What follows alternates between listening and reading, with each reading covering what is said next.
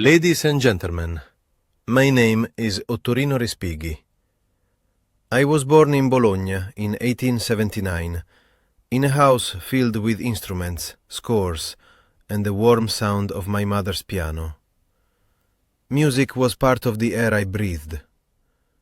As a young man, I studied violin and composition, but what shaped me most deeply was a curiosity for color, musical color, which eventually led me far beyond Italy.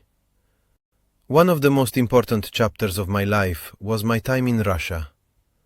I traveled there as a violist with the Imperial Opera in St. Petersburg, and it was there that I met Nikolai Rimsky-Korsakov.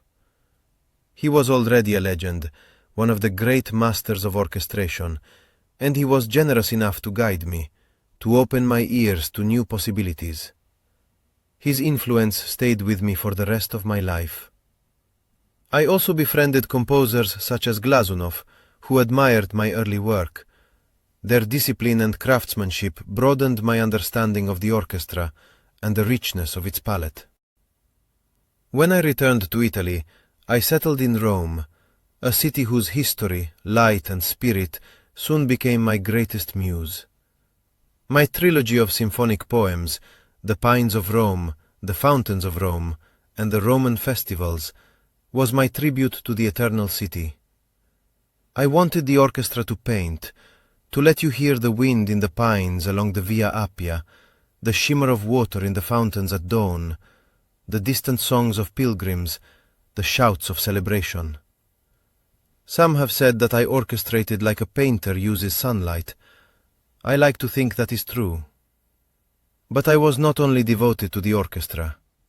I loved old music, ancient modes, Gregorian chant, Renaissance dances, the courtly grace of the Baroque. Composers like Monteverdi and Vivaldi fascinated me.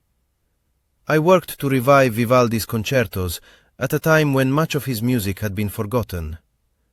In my works, ancient airs and dances, and the orchestration of Monteverdi's Lamento d'Arianna, I tried to give new life to the past without imitating it, letting old melodies sing again in modern colors. I spent much of my later career teaching and composing at the Conservatory of Santa Cecilia in Rome. There I had the chance to influence younger Italian musicians, to encourage them to seek beauty in both tradition and innovation. I also continued to explore opera and ballet, searching always for a balance between drama, color, and structure. Illness cut my time short, and I died in 1936 in Rome, the city that had given me so much inspiration.